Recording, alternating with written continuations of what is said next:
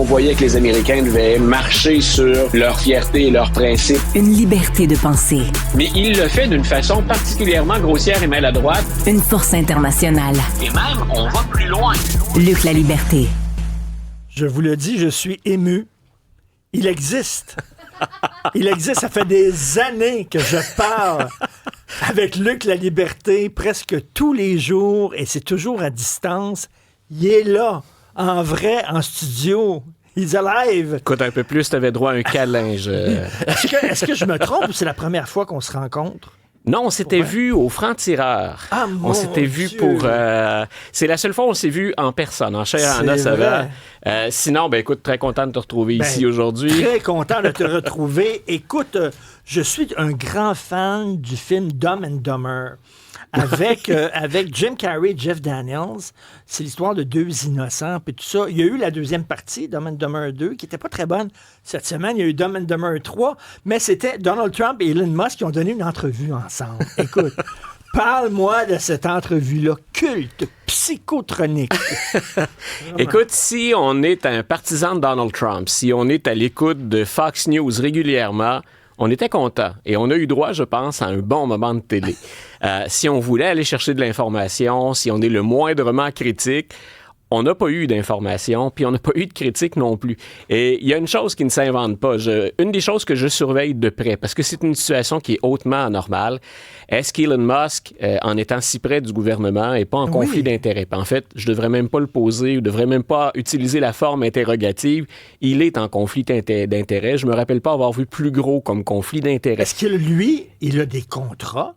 Lui, il a de la part du gouvernement fédéral. Pour différentes compagnies, il a des contrats, puis il est surtout en position pour être capable de retirer un certain nombre de réglementations qui nuisent à ses affaires. On voit là des extraits pour ceux qui nous écoutent à la voilà. télé. Donc, j'étais tourné du mauvais côté. Donc, effectivement, c'est bel et bien l'entrevue dont on parle. Et moi, j'attendais une question que Sean Hannity a eu le courage, peut-on appeler ça comme ça, de poser. Il a demandé à Elon Musk puis à Donald Trump, est-ce qu'il n'y a pas conflit d'intérêts? Et M. Musk a dit non, puis je m'en irais, je toucherai pas à ça. Et la réponse du président lui-même, c'est déjà étonnant en passant qu'un président et quelqu'un qui n'est pas élu se présente pour parler des affaires gouvernementales. C'est déjà on verra tout ça ici. Voyons. Je me rappelle pas. Je me souviens, le premier ministre du Canada ou du Québec avec quelqu'un qui n'est pas un élu. Lorsque M. Trudeau allait voir la GACAN, c'était pas en conférence de presse sur la colline parlementaire. C'est donc, vraiment étrange. On a, effectivement, c'était déjà ça, une scène qui était pas banale. Puis en plus, on ajoute à ça le président qui dit non, et j'en veux pas de conflit d'intérêts. Puis il me le dirait, il s'en irait s'il y en avait un. Je ne sais pas à quel point on a confiance dans Donald Trump, à quel point on a confiance dans un politicien ou un chef d'État, point. J'étais pas convaincu, disons, à la fin de la conversation. Mais c'était vraiment ça, le terrain de jeu républicain par excellence. On a Sean Hannity qui a littéralement déjà fait campagne pour Donald Trump. Il était monté sur scène à côté de lui. Il démolit régulièrement les démocrates. Et là, c'est lui qui mène une entrevue où on a le duo Chuck, le duo de l'air. Donc, tu les as appelés Dumb and Dumber. Donc, Batman et Robin version efficacité gouvernementale. C'est un moment de télé très particulier, mais disons que ça fait très 2025.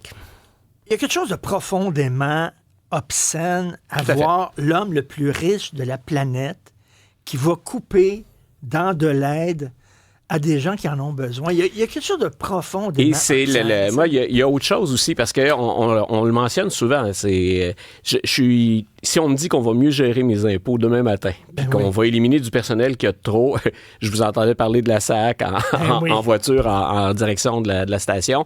Donc, si on me dit que c'est ce genre de choses-là qu'on fait, écoute, je veux en avoir pour mon argent comme tout le monde.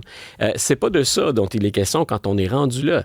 On a quelqu'un qui fait preuve d'abord d'un amateurisme extraordinaire. On a Elon Musk qui est là avec une équipe.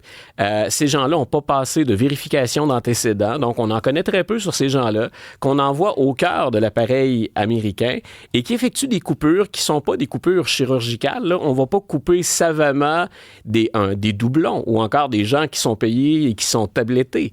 On a carrément congédié... Écoute, il y a des gens là, qui travaillent, qui s'occupent des stocks nucléaires puis de la cyberattaque. On les a congédiés une journée. On les a réengagés le lendemain, puis le jour suivant, ils ont reçu un courriel disant finalement, vous êtes congédiés. Donc, il y a une part d'amateurisme là-dedans et il y a un risque réel de laisser entrer des gens au cœur de la machine qui ne devraient pas y être.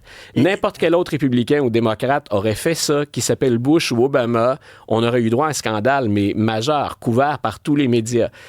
Et là, on a vu cette entrevue-là particulièrement sympathique. Là. C'était des softballs, hein? C'était des ballons de plage qu'on leur envoyait. Oui. Et Luc, j'ai un bon ami personnel qui a travaillé longtemps en Afrique dans des organismes qui venaient en aide aux gens là-bas, là.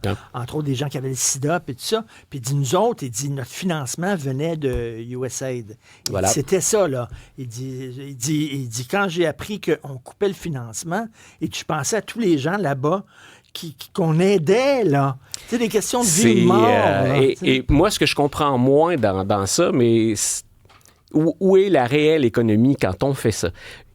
USAID ou USAID, c'est du soft power. C'est le visage, le meilleur visage qu'on puisse montrer des États-Unis. Il y a une aide réelle sur le terrain, il y a du financement réel.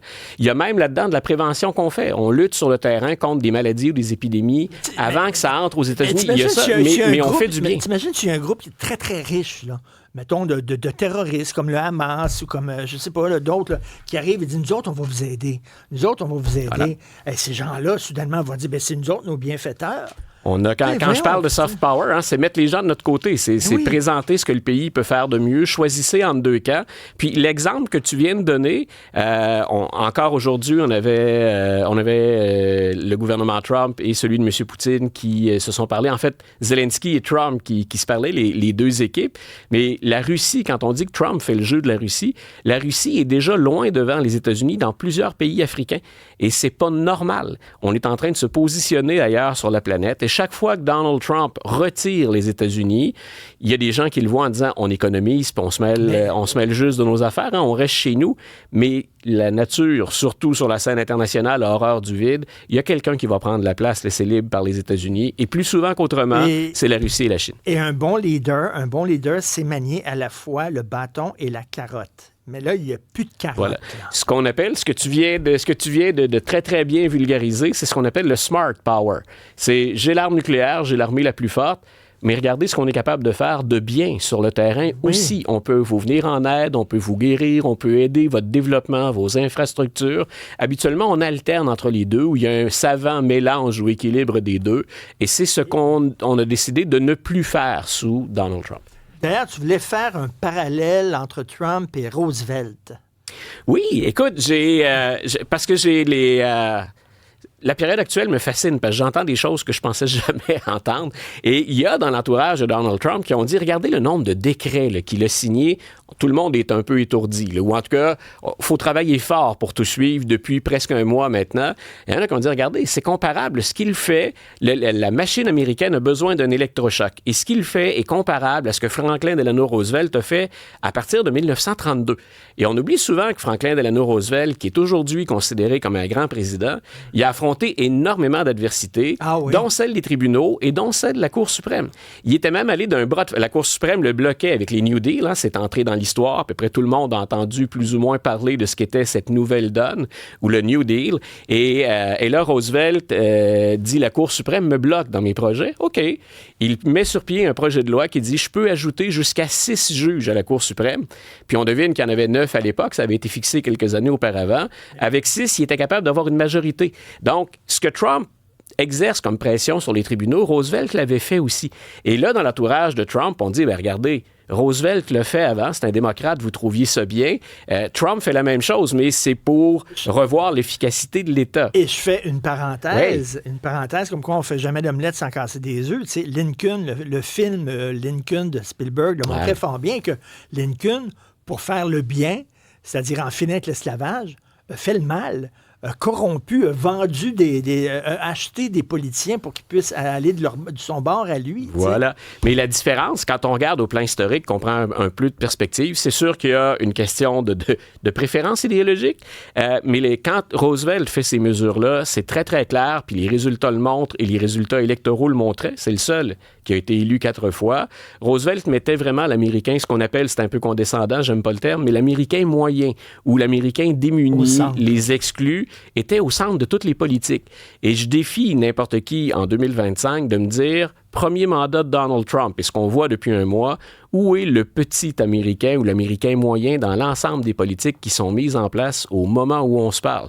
Moi, ce que je vois à court et à moyen terme, c'est que ça va coûter beaucoup plus cher aux Américains, donc ceux qui étaient déjà plus démunis ou dont les réserves étaient presque à sec. Je vois pas de solution à court ou à moyen terme pour eux. Et l'autre chose, dans l'article, je soulignais la comparaison avec Roosevelt. C'était intéressant que dans l'entourage de Trump, on parle de Roosevelt parce que c'est un peu tiré dans sa propre chaloupe, tirer un coup de feu dans la chaloupe. C'est que Roosevelt, on lui a reproché à l'époque d'être un vote en guerre. Et Roosevelt est associé à la Deuxième Guerre mondiale. C'est lui qui réagit à Pearl Harbor, à l'attaque japonaise. Mais Roosevelt va entrer dans l'histoire comme étant celui qui n'a pas eu peur de lutter contre le fascisme, de s'opposer à un ennemi et de faire entrer son pays en guerre au nom des idéaux démocratiques. C'est pas ça tout à fait que Trump fait. Puis je le dis de manière sarcastique, on vient de faire la leçon à l'Europe, on vient de dire à l'Union européenne, vous êtes dans le champ puis vous respectez pas la démocratie. On ferme les yeux sur ce que fait Poutine de son côté, puis on dit à Zelensky, écoute, on est en train de régler ça, puis on t'en parlera plus tard. Donc, je fais exprès pour faire un peu une caricature, mais ça ressemble pas mal à ce qui se passe sur le terrain présentement. Moi puis Vladimir, on est à la table des grands. Toi, ici, il y a des crottes de fromage là, juste à côté. Là, c'est toi, Zelensky. Là, et en passant, c'est de ta faute. À la table des enfants, puis c'est de ta faute. Et c'est de ta faute. C'est de ta faute. On va régler ton problème à toi. Écoute, bienvenue à Montréal, parce que Luc est de Québec. Tu vois, c'est une très belle ville, tellement propre. Hein? Ça va tellement bien, Montréal. Et déneiger, mon gars. J'ai lu aujourd'hui, dans le journal de Québec, justement, que le déneigement est terminé à Québec. Ça a l'air que tout est correct. Ça a été mon premier contact aujourd'hui. Je viens souvent à Montréal. Mon premier contact aujourd'hui, c'était est-ce que j'ai un endroit pour laisser la voiture si je vais à Montréal? Nope. Sinon, écoute, je te laisse aujourd'hui en disant je regarderai le match de hockey ce soir avec toi parce que je veux t'entendre crier on la gagne pour Justin. Donc, j'ai entendu Alexandre Moranville-Ouellet tout à l'heure dire on le fait pour Donald Trump du côté américain.